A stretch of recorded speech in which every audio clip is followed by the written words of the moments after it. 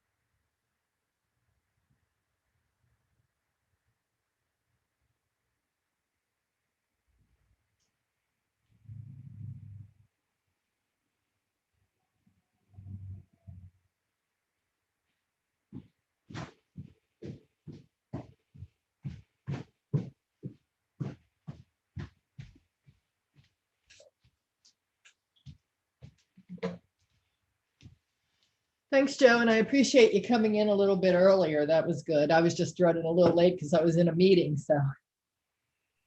Oh yeah, and yeah, I'm glad we pushed it live Yeah, before everybody is already there. yeah, exactly. It's nice to have a little more calm time right before the folks start coming in.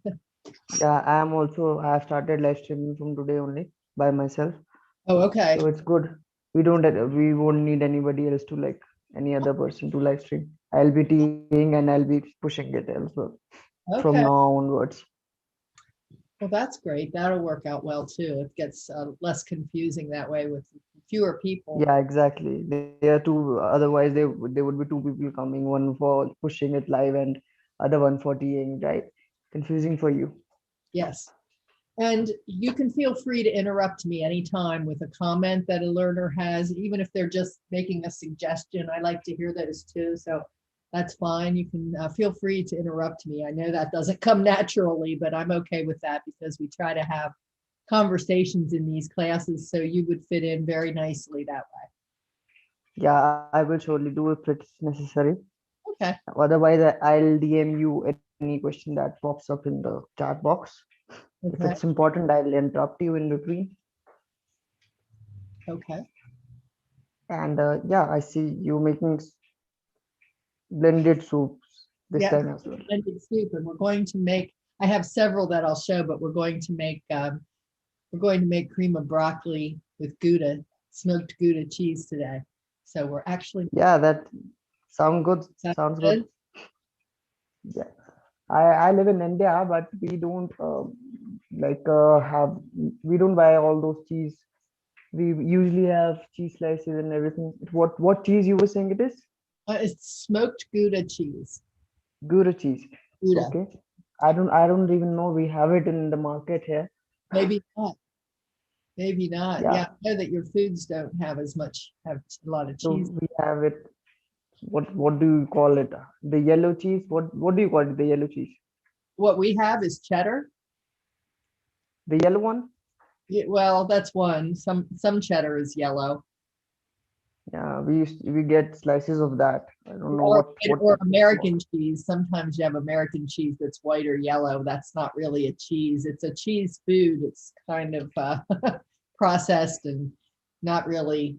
I stopped eating that a long time ago in favor of eating real cheese like cheddar or Gouda So or all the other good cheeses out there. so what cheese we have in India? It's called paneer. It's cottage cheese, I think. Huh? What is it called again? Uh, it's called here in India we call it paneer. Paneer, Paneer.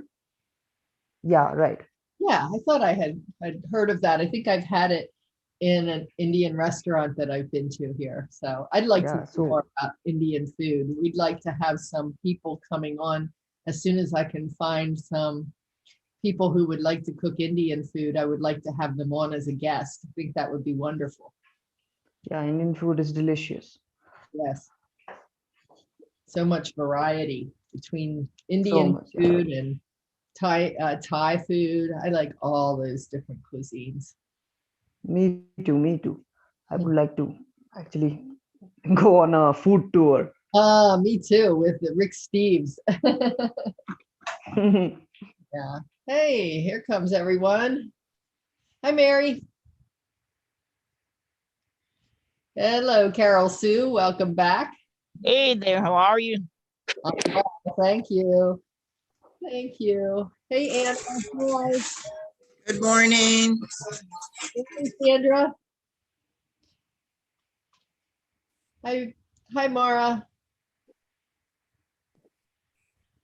Hello, Gloria. Well, that's a chilly picture.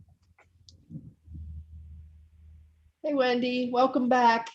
Morning. Yeah, I do need to get rid of the winter scene.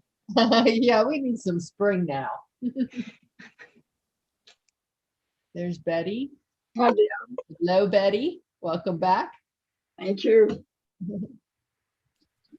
What are we hungry for? What are you cooking today? Or are you just watching me? Leftovers. That sounds like a good idea. I certainly have a refrigerator full. I don't even want to tell you what I ate for breakfast, but it was a leftover.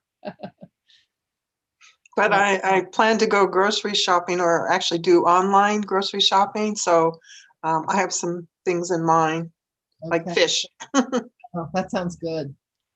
Fish. Yeah, that's on my agenda for later this week. Actually, with the Mexican fiesta class, Oh, I think I'm going to make the fish dish in there for the class, and then we'll just have it for supper. what kind of fish? Well, it's just a white fish, but we're making fish tacos. Oh, okay. I like white fish. I don't like the fishy fish. I like the mild Yeah, fish. So I know they are tasty. And as life has it, as life would have it, the fishy fish are the ones that are better for us. yes. Oh well. Oh well. Next life. All right, I'm going to go ahead and share my screen now so we can get started. It looks like most everybody's here at this point who's going to come. And there we go. Let me just get a few things set up here.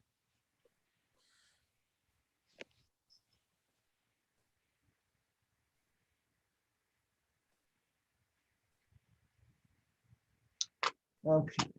You can see my screen right now, right? My cream and blended soup screen. Oh, Yes. except for my lovely picture of my soup is up there, is missing. I don't know what happened to it. Ah, okay. Well, is there anyone who's brand new here with me today? I recognize most everyone, I think. Anybody new coming for the first time to one of my classes? Okay, well, welcome back, everybody, and you know me by now, so we will skip that. And I'll just very briefly remind you that it's a great experience to come on by camera here and share our ideas together. So if we learn best by being on camera and sharing things by microphone or in the chat also. And Joe is here with us today. So Joe is going to monitor the chat for me. If there are any things in the chat that I should know about or questions that you have, he'll let me know. We are recording this. We're also live streaming it. So you get to request a copy of the recording always at helpitgetsetup.io. And for those of you who are joining perhaps by live stream, hello to you. And I hope that you will come and join a class one day and register and be part of the group here. We have a lot of fun. I think we have a lot of fun. What do you think? Yeah, Sandra's saying, yeah, we usually have a lot of fun. Lastly, we are not Get Set Up nor I are paid to promote anything that you see here. So, I mean, I wish it was true. Maybe I could get free groceries, but that's not happening. So, all right. I just want to share a few things I usually share at the end, but I think it fits better up here in the front. So I'm experimenting a little bit. I want to remind you that after the class, I am going to send out notes that will give you all the recipes that I share with you today. We're going to cook one recipe, or I'm going to cook one recipe today, but I'm going to share a few others. So you will get all of those. You don't have to furiously write down the recipe while I'm talking and you're listening. But along with that, we're going to give you a couple of ideas for next classes you can take, and you can see that these are active links. So we want to make it easy for you from that email to go in and book your next class, either one of these classes or a class that might be on the schedule. So you can go right in and view the schedule. You can also click on this active link and give us some feedback on the classes. So that's super important to us. If you could just, take a chance or take a moment or a chance, take a moment to check out the email when you get it and do a few of those things. It is good teamwork for us. So you help us grow, and we in turn bring more and different programs to the Get Set Up platform. We also ask that you think about emailing or otherwise getting in touch with friends here through Facebook, email, even WhatsApp, to let them know about the classes and invite them to come along too.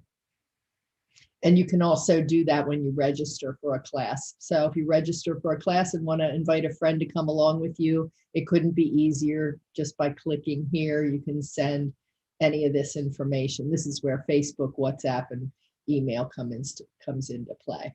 So that's just an invitation for you to have some fun by bringing some friends and helping us while you're doing that as well. And you know that we are always interested in getting more members of the community involved here in jointly hosting. So when I think about these cooking classes, when I listen to you all talking and sharing your stories, one of the things that I'm thinking about is, well, what is your area of passion, and what is it that you would have fun coming on and talking about? So we could come on together. And I'd do all the heavy lifting with the hosting, but I might then invite you to share what you know, share a recipe, whatever you're comfortable with and whatever you think would be fun to share. So I'm going to put an email address in the chat box right now. It's a new email address, and it is Deb the Guide at getsetup.io. And there are two things there. One is to let me know if you want to share, and another is to use that email address to send me a favorite recipe or one of your mom's recipes that you remember and would like to share. So we're doing some collecting of those, and we'd love to get that from you if you're interested in sharing. So that's enough of that. Here are a couple of classes I just wanted to let you know about. Sometimes we've gotten feedback from learners that they kind of like being exposed to other things that are going on. And I just picked a few that I saw are later on the schedule. So we have the Life and Art of Leonardo da Vinci coming on at 5 o'clock or 2 o'clock, I guess, Eastern time, and 10 seconds of mindfulness at 6 p.m. Pacific time, 3 p.m. here. So yeah. All right. So let's get into the agenda today. These are the things that I'm planning to cover. I'd like to talk about exactly how I see what a cream soup is, and talk about the difference between a cream soup and a pureed or a blended soup. And then we're going to talk about making cream soups, and we're going to make a blended soup today. So that's what I had in mind for our agenda today. And I'm wondering what brought you to the class. So I've talked enough, and now I'm going to stop and let you unmute yourself and tell me why you came.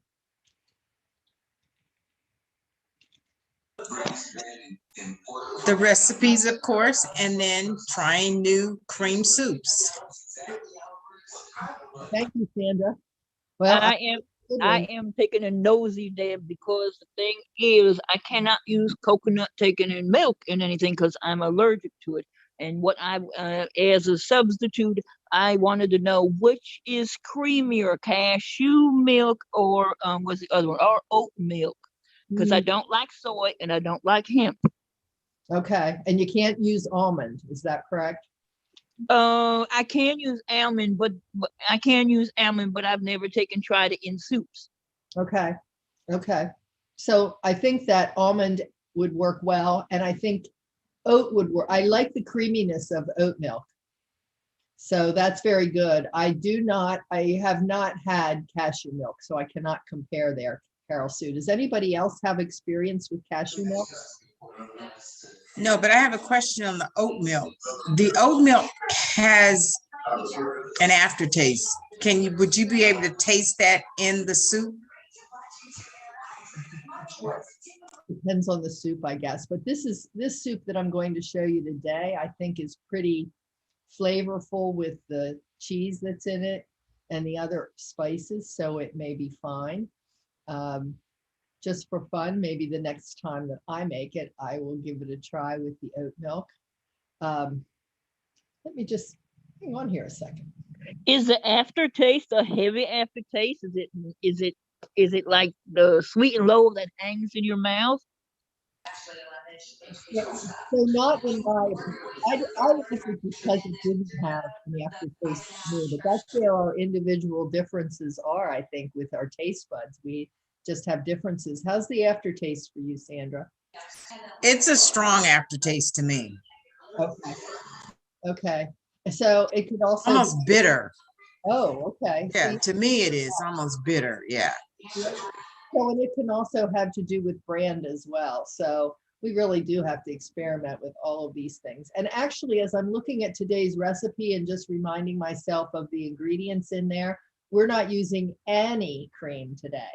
So one of the things that I wanted to talk about was how and why I put cream and blended soups together is that you can get a creamy soup without actually adding cream or milk.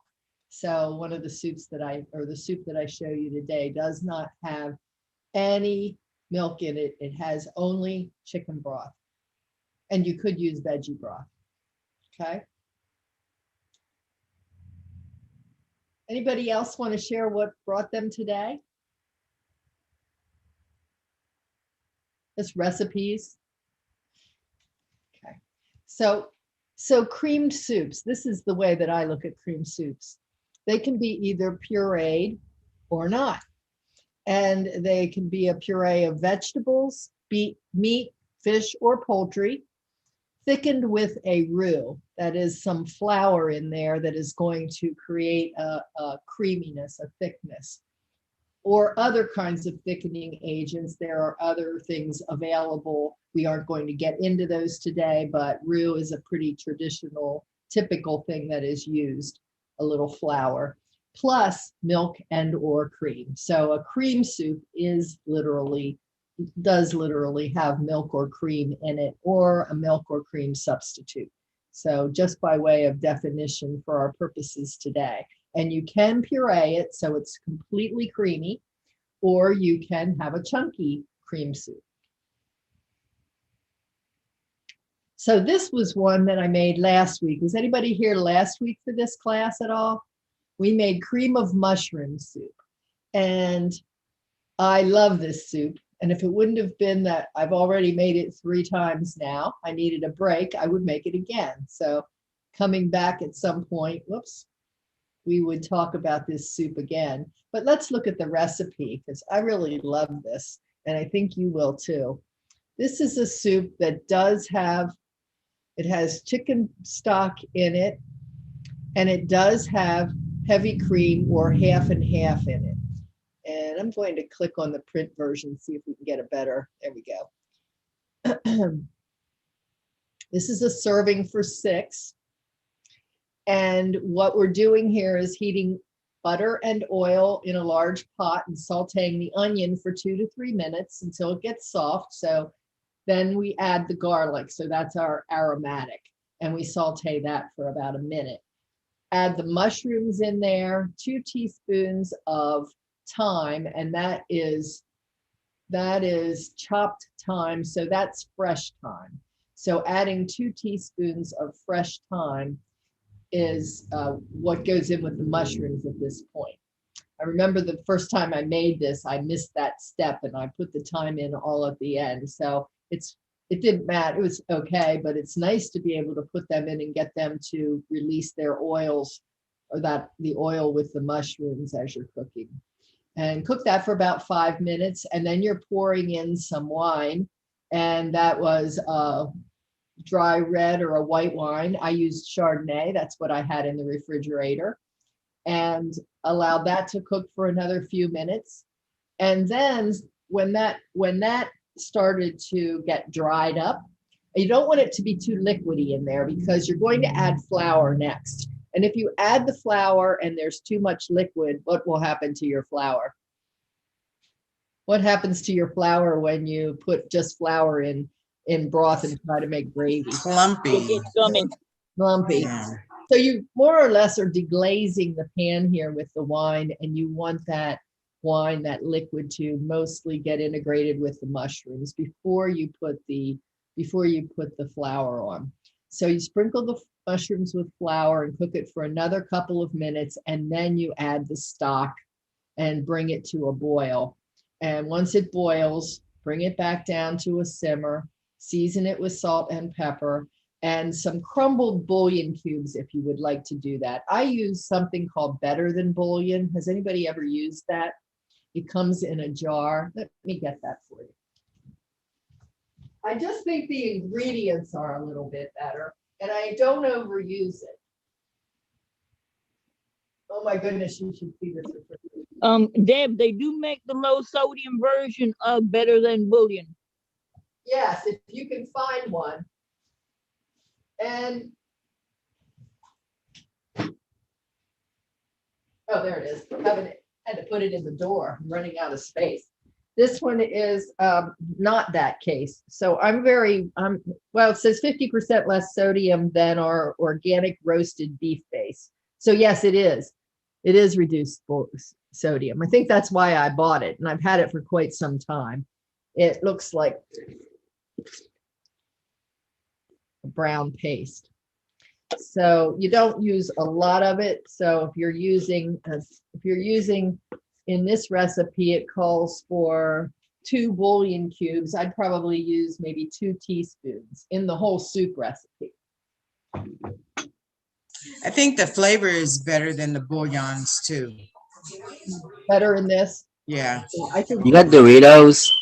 if you read the ingredients in a bouillon cube, it's mostly things you don't You recognize. got chips? Daddy chill. Yes. Did you have a question? Okay. So this has the first ingredient is roasted beef. So that's a key to me. I recognize it. The first and most important ingredient in here is roasted beef.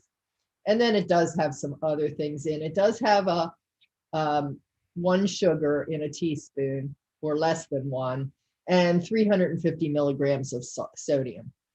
So that's not terrible when you're thinking about putting 2 teaspoons in for the whole pot of soup. Okay. And you can reduce that, of course. And so you're adding that, and then covering and just simmering all of that together until it gets thick, nice and thick. And once that's thickened up nicely with the flour in there, and it feels like it's come together, smells really good, then stir it, turn it down to real low, and stir in some half and half, or allow it to simmer a little bit. Let me just check this. Oh, let me check in with Daddy Chill. Daddy Chill was having some problems.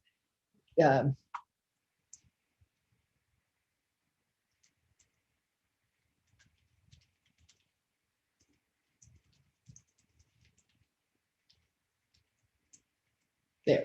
Oops, I think I sent that to everybody. Joe, could you check in with Daddy Chill and see if Daddy Chill's doing okay? Thanks. Yeah, I'm checking with him. Yeah. Thank you.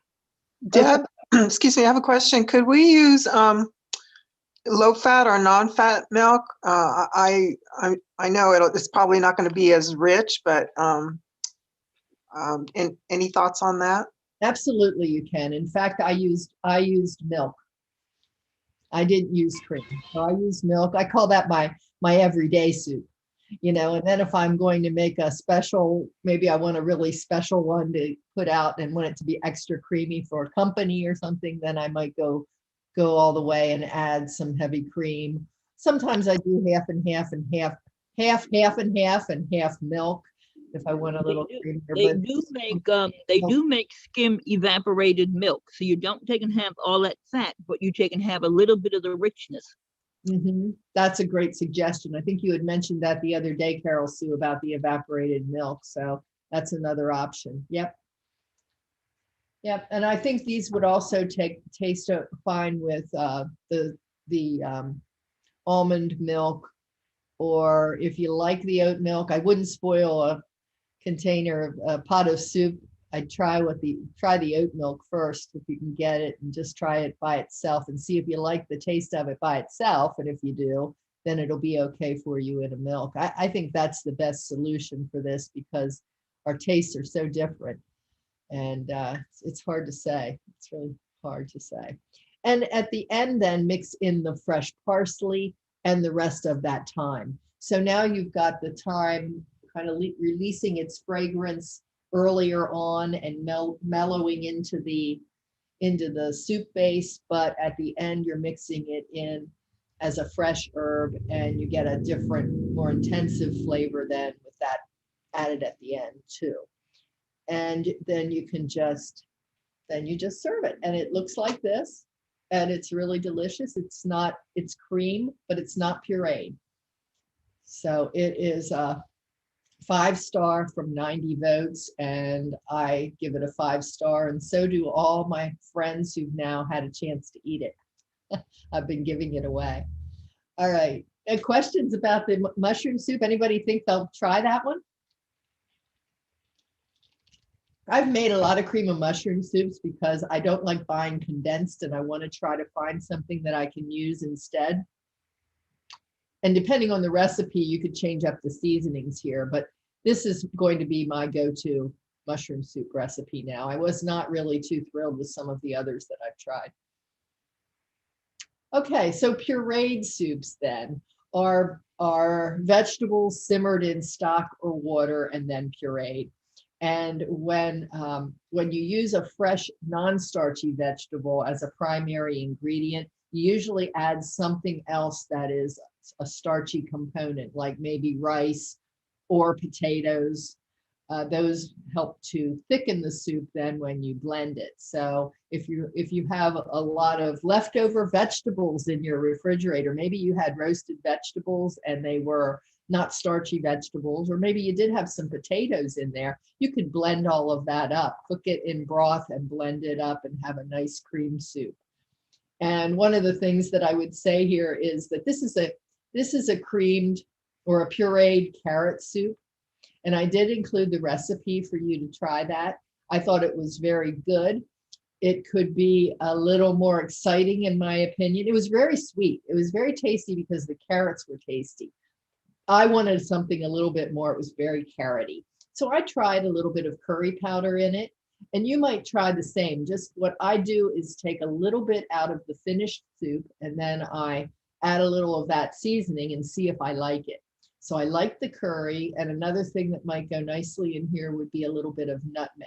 Nutmeg seems to go really well in these kinds of soups. So this carrot ginger soup has a couple of cups, or it has diced onions and leeks in it, which you're going to saute in your Dutch oven or your pot, along with the celery, ginger, garlic, and a little bit of salt. So you just soften that, you just cover it and let those aromatics get soft. In about 8 to 10 minutes, they'll be done. Stir in a little bit of salt. Then you add carrots, which have been, I just took the carrots. This says to chop them in 1/4-inch slices. I got my little mini food processor out and whirled them around in that because it doesn't really matter. They're going to get pureed anyway. So I put them in that and I cooked the carrots in the vegetable stock for about 15 minutes is what I think I did, 10 or 15 minutes because the pieces were small. And then I blended it in my blender, let it cool a little bit and blended it in batches in my blender. So if you're doing that, make sure that you do, make sure that you put a towel over the top so no hot liquids build up and spurt out of the little spout there. And when it's finished, you can stir in a little bit of yogurt and a little bit of lime juice and season it to your liking with salt and pepper. So this is not a soup where you're adding salt unless you would like it for taste at the end. And of course, your vegetable broth, of course, you're all making homemade vegetable broth now. It may or may not have sodium in it. And I'm saying that to those of you who have attended my Soup from Scratch, where we talk about making your own vegetable broth and your own chicken stock and beef broth.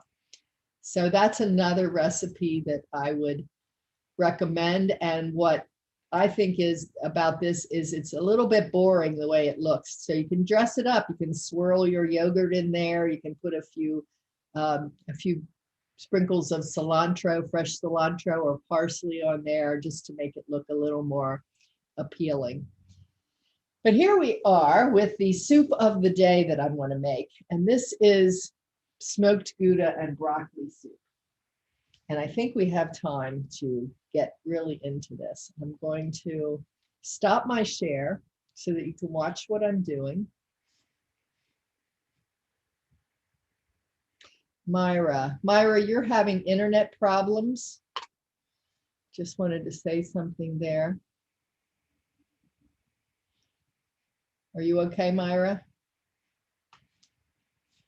Okay. Move my stool out of the way. So we are starting this recipe with 1.5 pounds of broccoli crowns. So what's a broccoli crown? It's this part that doesn't have the long stem on it. So you could really use the regular broccoli. You can use the stem of the broccoli. Just cut the hard part off. So you pay less for a whole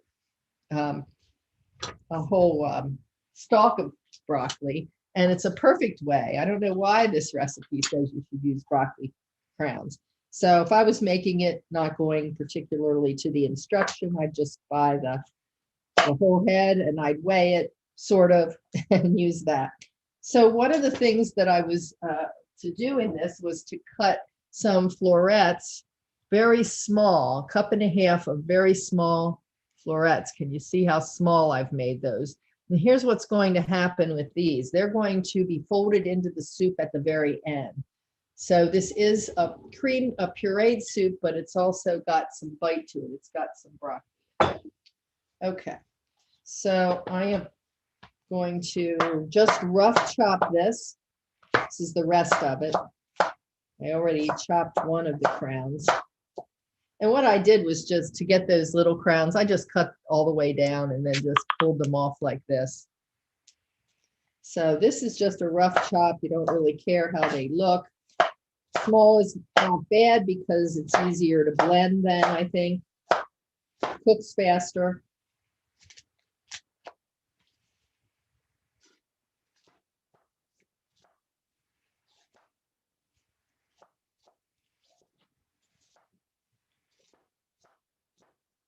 A loud chopper, I think. So what kind of cream soups? While I'm chopping, why don't you guys talk about the kinds of creamy or pureed soups that you do like to make now? You have any that are your favorites? Cream of potatoes. Oh, yum. So tell us about that, Carol Sue. I'm curious how you make that then, given what you said about milk. Now I take and put I take and put bacon and bacon and onions taken in mine. What happened? You're muted there, Carol. No, I put bacon and onions in mine also. Oh, okay. So do you saute that first in a pan and then what? You saute Yeah, the I saute them taken in first, and then I take and take paper towels. And even though I use a healthy oil, I try to block some of the oil taken basically out. Basically, what ends up taking and happening is I take and throw soups together by whatever leftovers I have in the refrigerator. That's a perfect use for a soup, isn't it? We were just talking about that. Were you in class? Carol Sue, were you there last night in the class that we had Which one? on the stocks? No. We were talking about that. We were talking about how we put these things in soups that are in the refrigerator that we need to use. And we said that it's then really hard to recreate. So if we come out with a really good soup, we don't know how to make it again because we've used up these things that were in the refrigerator.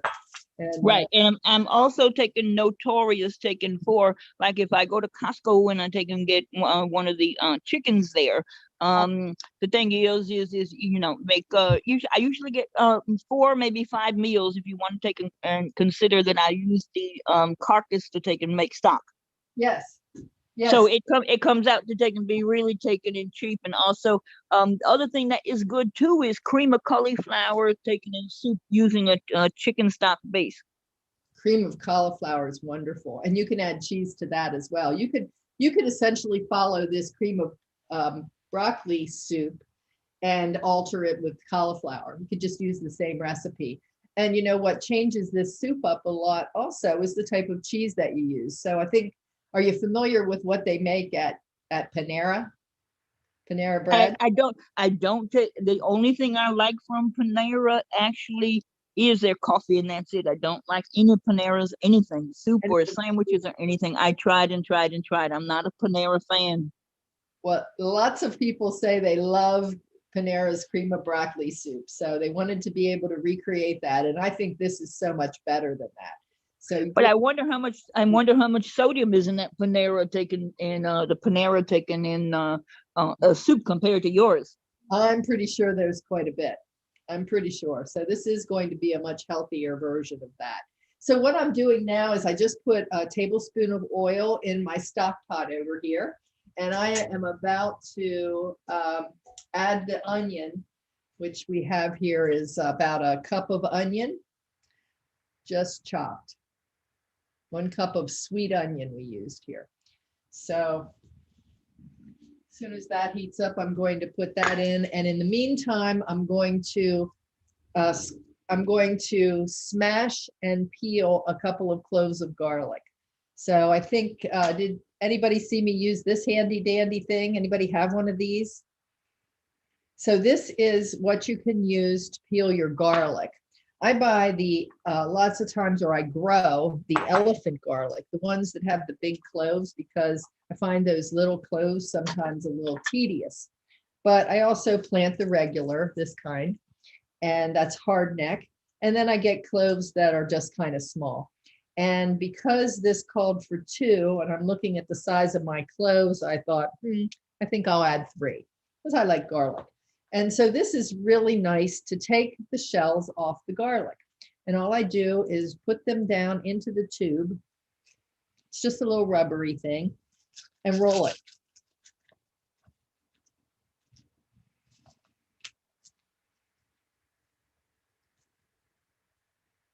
And sometimes those little skins are hard to get off. Voila, it comes off in just a moment. So that's a handy dandy little device. So I'm just supposed to smash these. So I'm going to use the broad side of my knife and do that. Don't have to be so particular because this is all going to be blended. Now check this and see how the stove's doing. Oh, I didn't turn my lights today. It's a little cheerier.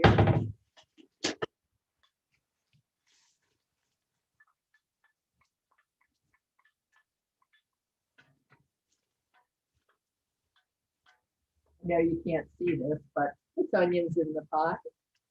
And that's going to be there for about 5 minutes. I turned that up pretty high. I'm turning it back. Does anybody else cook in stainless steel?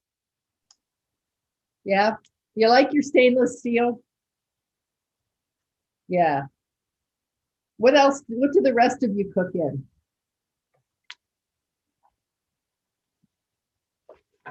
What pots do you use for your soup?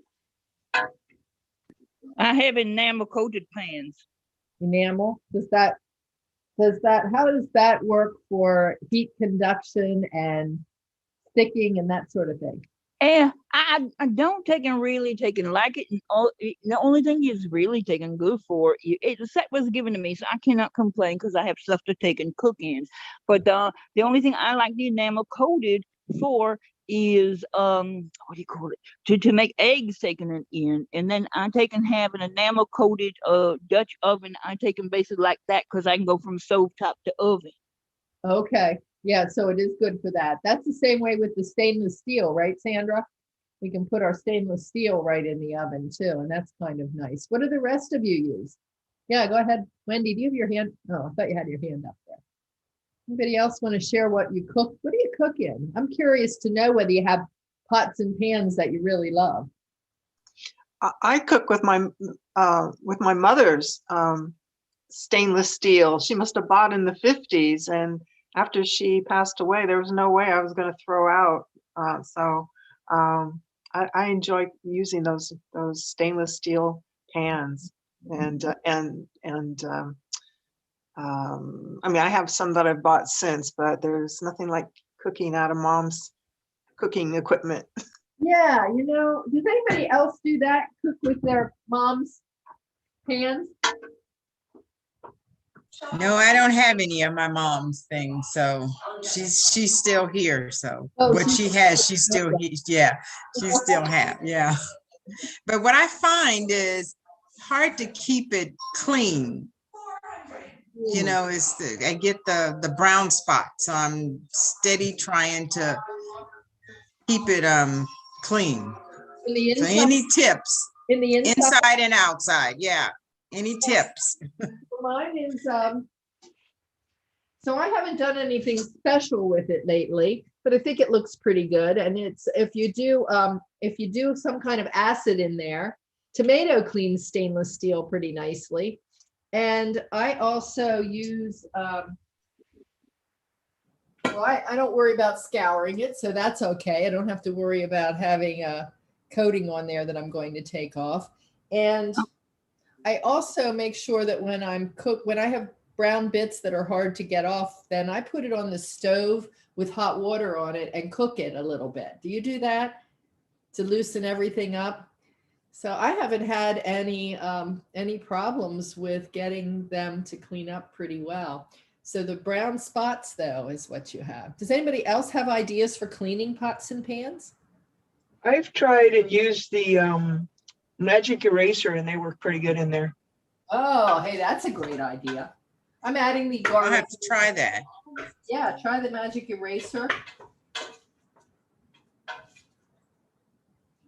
Baking soda might be a good way too. Uh-huh. Okay, thanks. There is a taken in product that I take and basically use, and is good for lots of things. It's called a Barkeeper's Friend Soft Cleanser. Yes. And it removes rust, lime stains, and tarnish from cookware, kitchen items, and bathroom items. They make it in a powder and in a soft cleanser. Okay, thank you. And you find it in the cleanser, taking a cleanser section of the like Walmart or wherever you shop. Thanks for that suggestion. Yes, I have that. I don't have any under my sink right now because I haven't needed it, but yeah, that's a good product. Okay, so now I've just put my garlic in there and sauteed that a little bit after the onion. And now I'm going to put in a tablespoon of flour and 1/8 of a teaspoon of smoked paprika. Remember, we're adding a smoked gouda. So adding smoked paprika, it just adds to that smoky flavor. So I'm getting a nice coating here on everything. This is going to thicken the soup. And now I'm going to, let's see, add the broccoli. I think we're ready for that. Yeah, we're going to add the broccoli and we're going to add broth, chicken broth. Now, yesterday I did what Carol Sue was talking about. I bought a couple of chickens and I cut them all apart, did my own butchering. You know, I find it easier to butcher at the joints when I hold them up like this. You know, I hold them up by a leg and then they kind of separate and then I can get to the joint. So I did all that butchering and I have my meal prepped now for what I'm going to make here tonight for spring meals. We're doing a sticky chicken, so we're going to make that. But I also took that carcass then and I made my chicken broth. So my chicken stock, actually. So this has been on in my crock pot. Can you see? Well, maybe not so well, but my crock pot's right here. And this chicken stock has been on since last night. And it's good and ready to go. And I'm going to ladle it right out into the soup. If I can find my ladle. I know you're here somewhere. So this is 4 cups of broth. 4 cups of low sodium, which this is. I don't think I have any sodium in here. And I did already skim this a little bit, so I'm just shooting down. I didn't defat it, obviously. This is just really fresh. This is a 2-cup measuring cup. So I'll do 2 of these.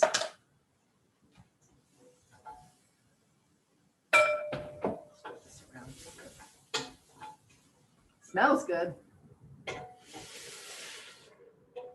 Wish you were here. It'd be so much fun, wouldn't it, to make this and then sit down and all have a bowl of soup together. It would be nice, yeah. The other thing I did for this soup was I made some croutons. Now, when I made it the last time, I didn't make the croutons, so they're not a make or break kind of thing. But, you know, we talked about garnishing some soups with some nice additional things that make it interesting. And croutons is one thing that you can do that with. And so I made croutons that are over here. Called for rye bread, but you could use anything. You know, I had a little bit of rye. I had a little bit of a baguette left over. All the things that were getting a little stale, I just cut up and I drizzled a little olive oil over it. This recipe says toast them in a pan on the stove. I found it easier just to pour them out onto a baking pan on a piece of parchment paper and bake them until they were hard. So that's those. And now I'm going to turn this up and really get it going.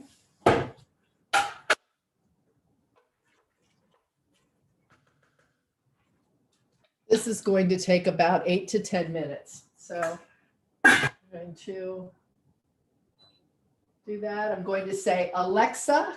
So when we've talked about this, Alexa's my best buddy in the kitchen. Alexa, set the timer for 8 minutes. 8 minutes, starting now. Okay, good. So now we'll go back to the presentation for a few minutes and talk about some of these other soups that I have that I'm going to be sharing with you in the email. Deb, can you change Alexa's voice? I know it's another class, but do you know off the top of the head? Can you change it to? Yes, I think you probably can. Because you can change his Siri's voice. And I do, yes, you can change her voice. I'm most certain. Yeah. Would you like that? What would you like? A sexy Brit? What kind of voice would you like, Carol Sue? A male voice. A male voice? Yeah, that's what I was getting at. Yeah, male voice. Yeah. With a foreign accent, they're always sexier. They're always sexier to us when they have a different accent. All right. So back on share, you're back to my slide, right? So let's Let's look at this next one. This is, wow, is this a soup or a chowder? I don't know. This is where the lines start blurring. This is a chipotle corn soup that is blended that I really like. I think you will enjoy it. And I'll show you that recipe. This is really good with fresh corn, but if you get the frozen sweet corn, that will work as well. So, but it does call for 8 ears of white or yellow corn shucked. So you're going to have to do a little bit of a guesstimate on that. And as a matter of fact, I wonder if we can even look that up. Or maybe we can ask Alexa. Alexa, how many cups are in an ear of corn? According to an Alexa Answers contributor, 1 medium ear of corn equals about 3/4 cup of corn kernels. 2 medium ears of corn equals 1 cup corn kernels. Okay, so 2 medium ears equals a cup. So if you did eight ears, you would be doing 4 cups of corn. Okay. And here you're going to, if you cut it off the cob, does anybody cut corn off the cob? Familiar with I how? do. Yeah. Yeah. So that's a whole art in itself, and it's not corn season, so we won't be cutting corn off the cob, but maybe in the summer we'll talk about that. So you're going to melt the butter in a large pot and then add chipotle peppers. Have you used chipotle peppers in adobe sauce? So they Yes, I have.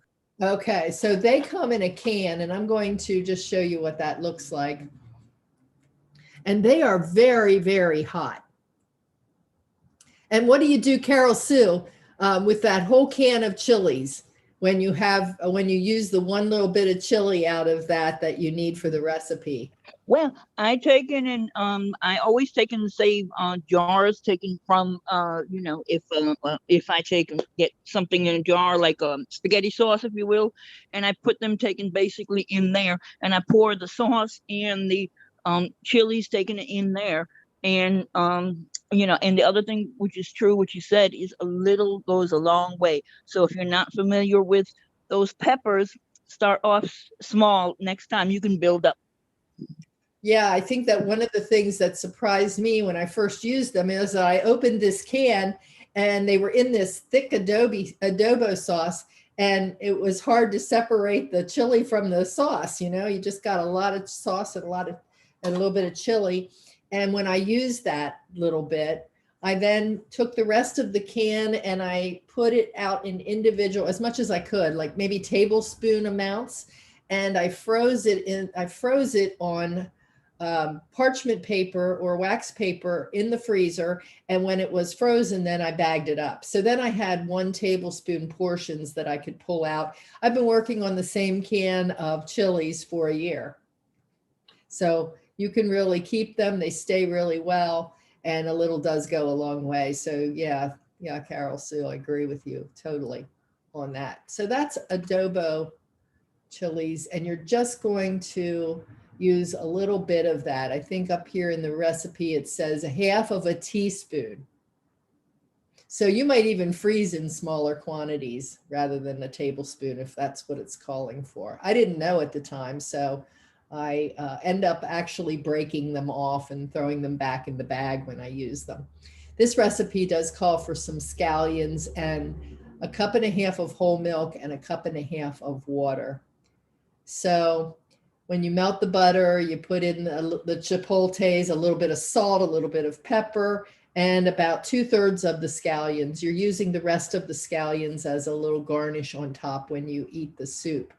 And then after the onions are soft, add the corn kernels and the rest of the salt, the milk, and the water. This is so easy. And bring it to a boil. And then let it simmer, turn it back and let it simmer for a while until the corn is tender and things are kind of melted together. And then you're going to strain this soup. So you want to use something like this, because you're going to want the solids to be out. You're going to do that. Well, I said that backwards. You start with pureeing the soup. So you put it in your blender and puree it. Here it is. puree the soup in batches until it's smooth. And again, keeping your towel over the top so that if steam builds up there, you don't have an explosion. They even say to loosen that lid a little bit so you don't build up. Definitely do not fill your blender more than like a third of the way, maybe a little bit more, because that will keep the pressure down too. So you're going to blend it in there and then put it into your strainer and press on the solids until you get the cream soup out, and then get rid of the solids. Okay. And you're going to then stir in the half cup of corn kernels that I didn't tell you needed to reserve. So put a half cup, like we're doing with the broccoli, you keep a little bit of the corn kernels aside, and then do the seasoning that you like. So you have this nice creamy corn soup with a few corn kernels in there and a little bit of salt and pepper. You can garnish it with a little bit of whatever you like, parsley. What else would you garnish it with? What else would you throw on top of a corn soup like that?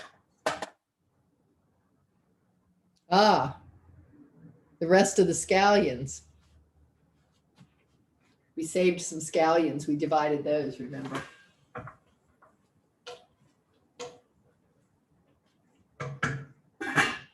Okay. So I highly recommend this one. And then this is more of a cream soup, pureed soup with a little bit of with a few kernels in. And then, whoops. I have another one here. This Southwestern corn chowder is a whole other thing. So is it anybody here interested in, Alexa, timer off? Do you like corn soups? Do you like chowders and corn soups? Yes, I do. Because I wanted to do this because they're two entirely different soups. So this is definitely a chowder, and it's much chunkier, as you can see, and it has different flavors in it. Same amount of corn though. And we're using some red onion, poblano, red pepper in this. So it's a very hearty vegetable rich soup. And so let's look at the rest of the ingredients here. Red bell pepper, celery, little salt. We've got chili powder in here. We're using vegetable broth, a couple of cups of water. Cilantro is our herb. And we can garnish this with a little bit of yogurt or creme fraiche. Stir it in at the end. So let's look at this recipe. It's been a little bit since I looked at this one because I don't usually get time for it. So we add corn, potatoes, onion, the peppers, the celery all together in this case, and stir it all up until the onions are tender. Takes about 10 minutes. Add in the garlic for about 30 seconds, and then drop in a bay leaf and bring the whole thing to a boil when you add the broth and the water. And let it boil, simmer it for 20 to 25 minutes until the potatoes are soft. Take the bay leaf out. And now this one is that combination. You know, we talked about being able to make a soup kind of creamier just by blending part of the soup. And this is where your immersion blender comes in. So there's other than this quarter cup of creme fraiche or sour cream, which is easily eliminated, there isn't any milk in this soup. So the way that we make it creamier is by taking a portion of it out and pureeing it in the blender. Or the other thing you can use is your immersion blender. So if you have an immersion blender, you put that in the pot underneath the top of the liquid. I don't have any liquid in here, but you want to make sure your blades are underneath, because if they're skimming along the top, what's going to happen? Go ahead, Mary. It'll fly all over. All over the place. I look over at my husband and he has soup hanging off the end of his nose. Just kidding. So yeah, the immersion blender is nice for that. It's a little more tedious when you're trying to get everything blended in a big pot of soup, but it is also good for you don't have to get your blender dirty. But it is really nice if you're just going in there because you can whir it around and get the consistency that you really like. And then the rest of the corn and such is in the soup, still chunky. So is it a cream soup or is it a chowder? It's sort of a hybrid there. And once you have done that and blended it, you can add the cilantro, the creme fraiche, if you want to add that, or Greek yogurt works really fine, and a little bit of lime juice. And just season it then with salt and pepper and season it to your taste, including more chili powder if you like it. Okay, so where are we here? It's 1:24 and I need to get this show on the road here. Here we go. This is really hot soup now, so I hope I don't have an accident live on TV. See what happens.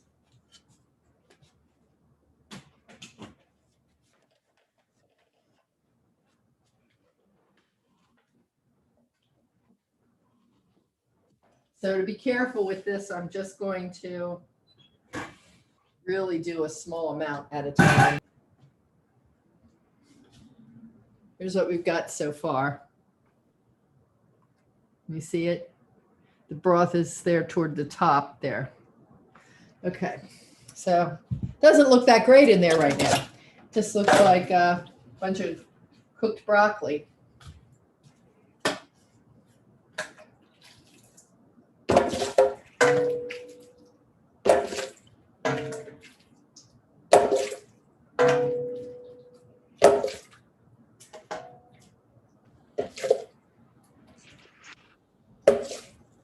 All right, let's see how I do. So putting my lid on, cocking that just a little bit. And then I have a whole drawer full of these, and they come in very handy. So I'm going to do that and keep it modest down here.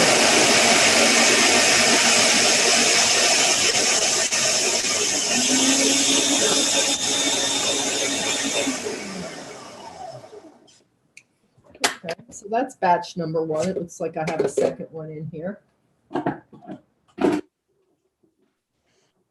And what I do then, since we're doing it in batches, is just had another soup kettle out. You could do it differently.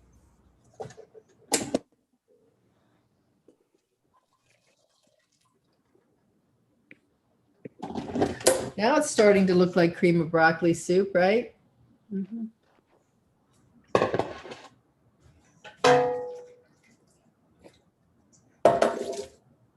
I only see the recipe. I don't see what you were doing. Oh, thank you for saying that. I need to stop my share. Yeah, going back and forth is, I forget where I am sometimes.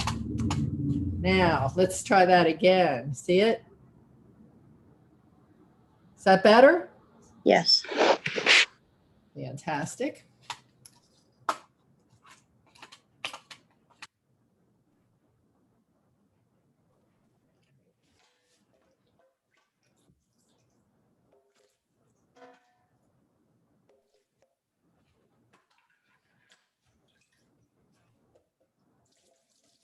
Very carefully.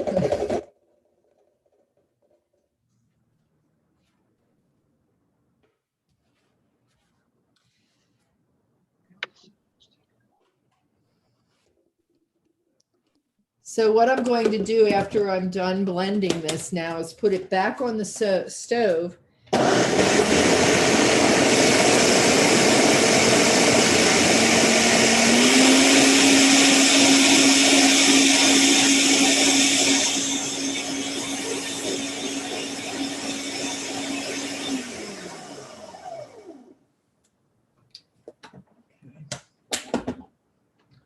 I'm so glad you said that about not being able to see. So there's the rest of it. There was more broth in that second batch than solids, so that thinned this out a little bit. And now I'm putting it back on the burner on low, and I'm going to start stirring in the cheese. So this is smoked Gouda, and it's about a cup of shredded. Let me see if I'm right about that. Yes, 1 cup of shredded Gouda, smoked Gouda cheese. So when I was at the store, you should have seen me this morning shredding slices of smoked Gouda, because the store only had it in slice form, but it was all sort of packed together. So I just kept shredding it and moving it around, and it worked out okay. So I have a cup of shredded Gouda here, and I'm just putting that in and stirring it up. And when I'm finished with this, the cheese is going to just melt beautifully in here. And I'm going to hurry it a little bit because I can see I'm out of time again.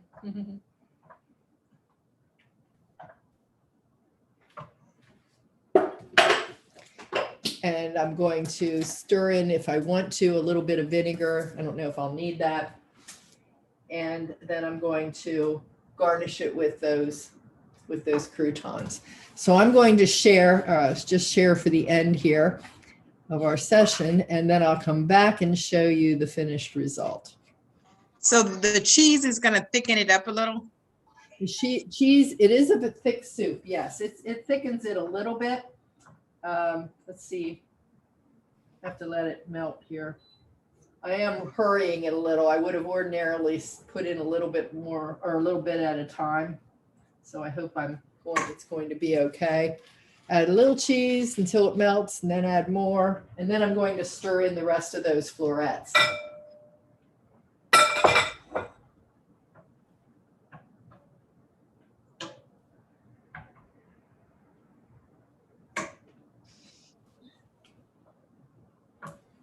Okay, so while that's just finishing up,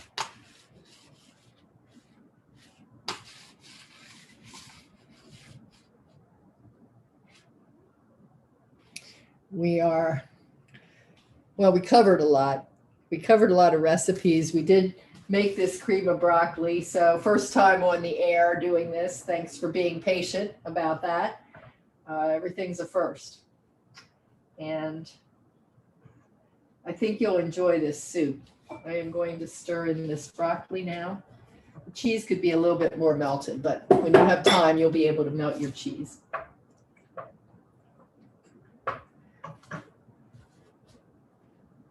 And that's just till they get bright green, maybe about 2 minutes, but I'm going to let it go and show you what it looks like.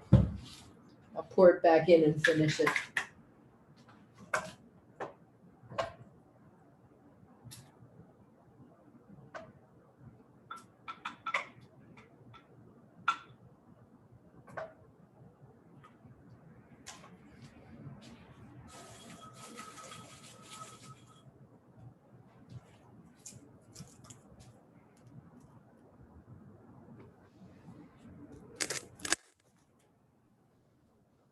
There you go.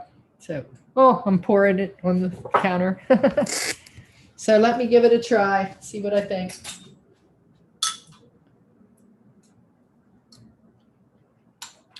It's really smoky. It's tasty.